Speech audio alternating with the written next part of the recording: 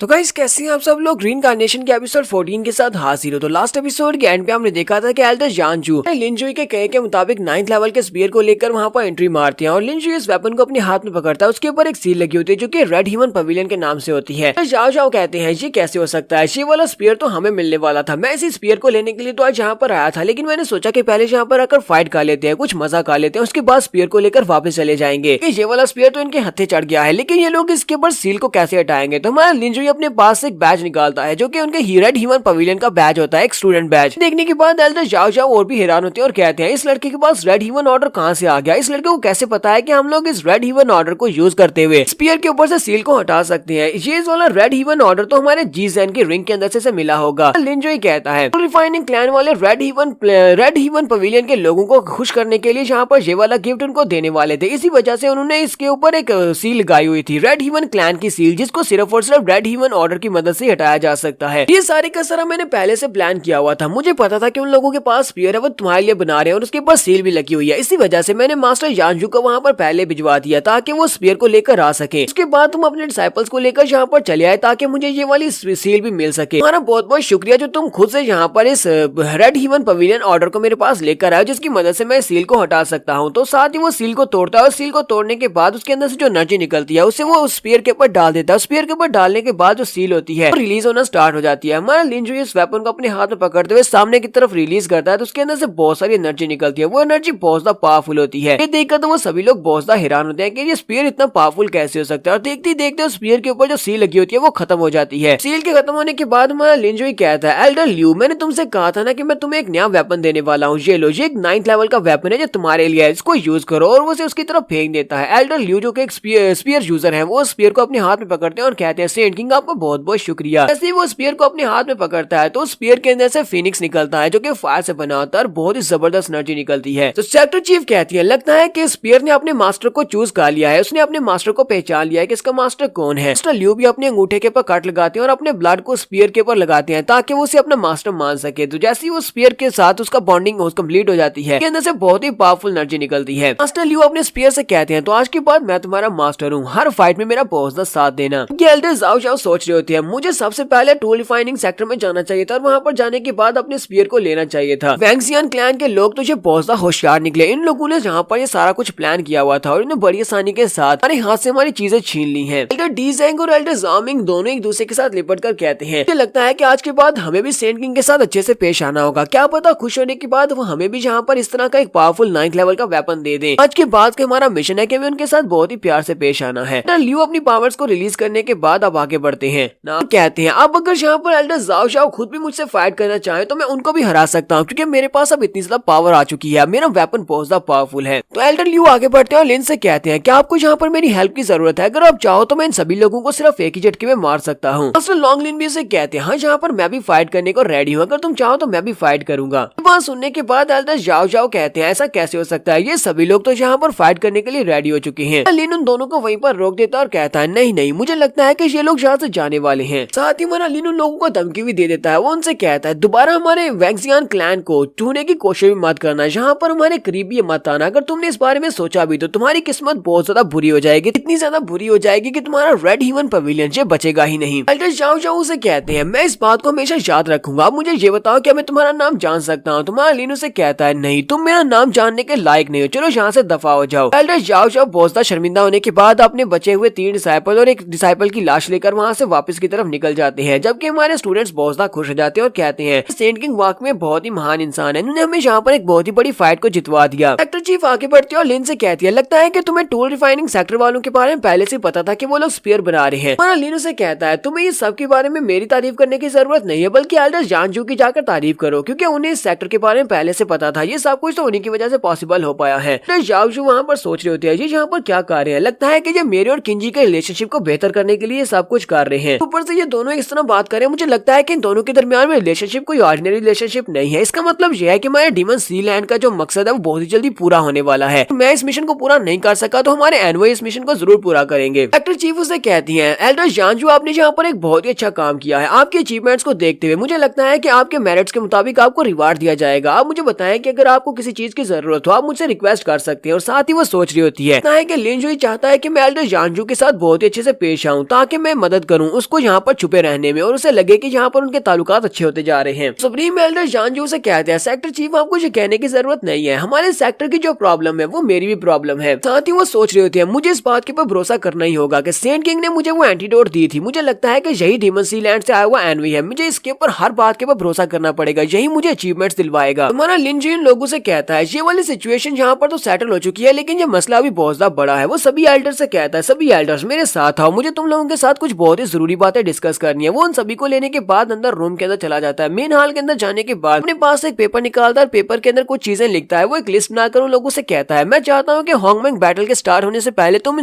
सभी लोग इन चीजों को ढूंढकर मेरे लिए लेकर आओ। इसके ऊपर कुछ स्पेशल चीजें लिखी हुई है, वो सारी की सारी चीजें बहुत ज्यादा रेयर है लेकिन तुम्हें वो लेकर आनी होंगी, इतनी जल्दी हो सके उतनी जल्दी अच्छा है, तुम इन सभी चीजों को ढूंढकर मेरे पास ले आना। चलो जल्दी से इस लिस्ट को देख लो। तो वो लोग इस लिस्ट को उठाते हैं और उसके ऊपर जो चीजें लिखी होती है उनको देखते हैं और कहते हैं कि मास्टर जहाँ पर जो कुछ भी लिखा हुआ हम वो सभी चीजें आपके लिए जल्दी से जल्दी लेकर आएंगे। उन सभी के वहाँ से चले जाने के बाद सेक्टर चीफ उसे कहती है लगता है कि तुमने यहाँ पर फिर से कोई नया आइडिया सोचा है, बताओ तुम यहाँ पर क्या करने वाले हो, कि तुमने यहाँ पर ये सारी स्पेशल चीजें क्यों मंगवाई है, मुझे लगता है कि तुम्हारे लिए ये सारी की सारी चीजें बिल्कुल बेकार है, तुम्हारे लिए किसी भी काम की नहीं है। तो लीन उसे कहता है तुम्हें बिल्कुल परेशान होने की जरूरत नहीं है, जब टाइम आएगा तुम्हें पता चल जाएगा कि मैं ये सारी चीजें क्यों मंगवा रहा हूँ। साथ ही वो उसे कहता है एक और बात, मैं अपने साथ जियांची को लेकर क्लियर पॉइंट में जाने वाला हूँ, क्या तुम्हें इस बात से कोई एतराज तो नहीं है। वो उसे कहती है लेकिन तुम उस छोटी जियांची को अपने साथ लेकर क्यों जा रहे हो, तुम्हें नहीं लगता कि वो भी बहुत ज्यादा छोटी है। लीन आगे बढ़ता है और उसे कहता है तुम्हारी इस बात का क्या मतलब है कि वो बहुत ज्यादा छोटी है, तुम यहाँ पर किस बारे में बात कर रही हो कि वो छोटी है, तुम यहाँ पर किस सेंस में बात कर रही हो। सेक्टर चीफ उसे कहती है मैं यहाँ पर किसी और बारे में बात कर रही हूँ। तो हमारा लीन उसकी चेस्ट की तरफ देखते हुए उसे कहता है हाँ ये बात तो वाकई में ठीक है कि वो काफी ज्यादा छोटी है और उसके छोटे भी है, लेकिन फिर भी क्या करे, जो उसकी जरूरत है इसी वजह से मैं उसे अपने साथ लेकर जा रहा हूँ। सेक्टर चीफ उसकी बात सुनने के बाद शर्म के मारे लाल हो जाती है और चिल्लाकर उसे कहती है जाओ जाओ दफा हो जाओ यहाँ से, उसे अपने साथ लेकर जहाँ जाना है वहाँ पर चले जाओ, तुम यहाँ से अभी नहीं जाते तो मुझे बहुत ज्यादा गुस्सा आएगा। तो नेक्स्ट सीन में क्लियर पॉइंट का दिखाया जाता है। हमारा लिंजुई जियांची को अपने साथ लेता है, क्लियर पॉइंट में चला जाता है। लिंजुई से कहता है मैं कल्टीवेशन करने के लिए क्लियर पॉइंट के अंदर जाने वाला हूँ, तुम यहीं पर रहना और जहाँ पर मेरा ध्यान रखना, क्योंकि अगर मेरे पर कोई खतरा आता है तुम्हें मुझे प्रोटेक्ट करना होगा। जियांची उसे कहती है ठीक है मास्टर, मैं यहीं पर रहूंगी और आपकी रक्षा करूंगी, अगर कुछ भी होता है तो मैं आपको जरूर बचाऊंगी। लिंजुई जल्दी से पानी के अंदर चला जाता है। जब वो पानी के अंदर जाता है तो वहाँ पर जीजी पहले से मौजूद होती है। वो उसे कहता है जीजी तुम यहाँ पर क्या कर रही हो। तो जीजी आगे बढ़ती है और उसे कहती है मेरी बहन ने मुझे बताया कि तुम यहाँ पर अपने जख्मों को हील करने के लिए और कल्टीवेट करने के लिए क्लियर पॉइंट में आने वाले हो, तो मैं भी जल्दी से यहाँ पर चली आई ताकि मैं तुम्हें देख सकूं। हमारा लीन उसे कहता है कहीं ऐसा तो नहीं है कि तुम यहाँ पर सिर्फ इसी वजह से आई हो कि तुम्हें मेरे ऊपर शक था कि मैं जियांची को अपने साथ लेकर आया हूँ, कहीं मैं तुम्हारे बैट्समैन के साथ कुछ और न कर दूं। जीजी उसे कह दिया नहीं मैंने ऐसा कुछ भी नहीं सोचा, मुझे पता है कि तुम मेरे अलावा किसी के साथ भी ऐसा कुछ भी नहीं कर सकते। वो उसे कहती है मैंने सुना है कि आज तुमने रेड ह्यूमन पवेलियन के एल्डर को एक बहुत ही अच्छा सबक सिखाया है और उन लोगों को डरा कर भगा दिया है, तब से तुम हमारे वेंक्सियन क्लैन में एंटर हुए तब से तुम्हारी कल्टीवेशन काफी ज्यादा अच्छे से बढ़ती जा रही है, तुम तो काफी स्ट्रॉन्ग होते जा रहे हो। लीनू से कहता है तो मुझे ये बताओ कि तुम्हारी नजर में मैं किस तरह ज्यादा स्ट्रॉन्ग होता जा रहा हूँ। प्रिंसेस जीजी आगे बढ़ती है और उसे किस करते हुए कहती है तुम तो हर एक चीज में अच्छे हो। और साथ ही वो लोग वहाँ पर थोड़ी देर बैठते हैं और गप्पे लगाते हैं। थोड़ी देर वहाँ पर बैठने के बाद जीजी उसे कहती है अच्छा ठीक है मैं यहाँ से जा रही हूँ। जीजी के वहाँ से चले जाने के बाद लीन वहीं पर पानी के अंदर ही लेट जाता है और कहता है चलो अब यहाँ पर टाइम आ चुका है, मैं यहाँ पर उन सारे के सारे क्रिस्टल्स की एनर्जी को एब्जॉर्ब करता हूँ कि उस लड़के जीजैन की रिंग के अंदर से मुझे मिले हैं। लीन उसी पानी में बैठकर उस रिंग को एक्टिवेट करता है, उसके अंदर से वो सारे के सारे क्रिस्टल्स को बाहर निकालता है, उन क्रिस्टल्स को पानी के अंदर फेंक देता है। पानी के अंदर वो सारे क्रिस्टल्स गिरने के बाद उनकी एनर्जी पहले से बढ़ जाती है और हमारा लीन उन सभी की एनर्जी को अपनी बॉडी में एब्जॉर्ब करने लगा है। उन सभी की एनर्जी को एब्जॉर्ब करना स्टार्ट करता है, सारे क्रिस्टल वहाँ पर एनर्जी फॉर्म में चेंज हो जाते हैं, हमारे लीन की बॉडी के अंदर जाना स्टार्ट करते हैं। यहाँ पर जब वो सारे के सारे उसकी बॉडी के अंदर जा रहे होते हैं तो हमारा लीन यहाँ पर फोर्सफुली अपने आप को ब्रेक थ्रू करवाने की कोशिश करता है। जब भी यहाँ पर फोर्सफुली कोई भी अपने आप को ब्रेक थ्रू करवाने की कोशिश करता है तो आसमान के ऊपर से थंडरबोल्ट्स उसके ऊपर गिरते हैं। लीन कहता है लो आ गया, आसमान के ऊपर से डिवाइन ट्रैबुलेशन मेरे ऊपर गिरने वाली है। तो आसमान के ऊपर से काफी सारी ठंडा इलेक्ट्रिसिटी हमारे लीन की बॉडी के ऊपर गिरने वाली है, जबकि हमारा लीन यहाँ पर क्रिटिकल स्टेज के ऊपर है, यानी कि वो ब्रेक थ्रू करने की स्टेज में है। जियांची को भी ये महसूस हो जाता है। जियांची कहता है लगता है कि ठंडा क्लैमिटी मास्टर के ऊपर गिरने वाली है, मुझे सेंट किंग को बचाना होगा। तो जियांची जल्दी से जंप करते हुए आगे बढ़ती है। वो अपनी स्वर्ड डेरिवेटिव स्वर्ड टेक्निक के 10th फॉर्म को यूज करते हुए उस इलेक्ट्रिसिटी को वहीं पर रास्ते में ब्लॉक करने की कोशिश करती है ताकि वो हमारे लिंजुई के ऊपर ना गिरे। जैसे ही वो अटैक को उस इलेक्ट्रिसिटी के साथ टकराती है तो उसी वक्त वो खुद भी पीछे की तरफ गिर जाती है। पर मास्टर लॉन्गलिन को भी दिखाते हैं जो कि दूसरी तरफ दूर खड़े ये देख रहे होते हैं और कहते हैं ये क्या आसमान के ऊपर से ठंडा क्लाइमेटी क्यों गिर रही है, ऐसा तो नहीं है कि कोई यहाँ पर ब्रेक थ्रू करने की कोशिश कर रहा है।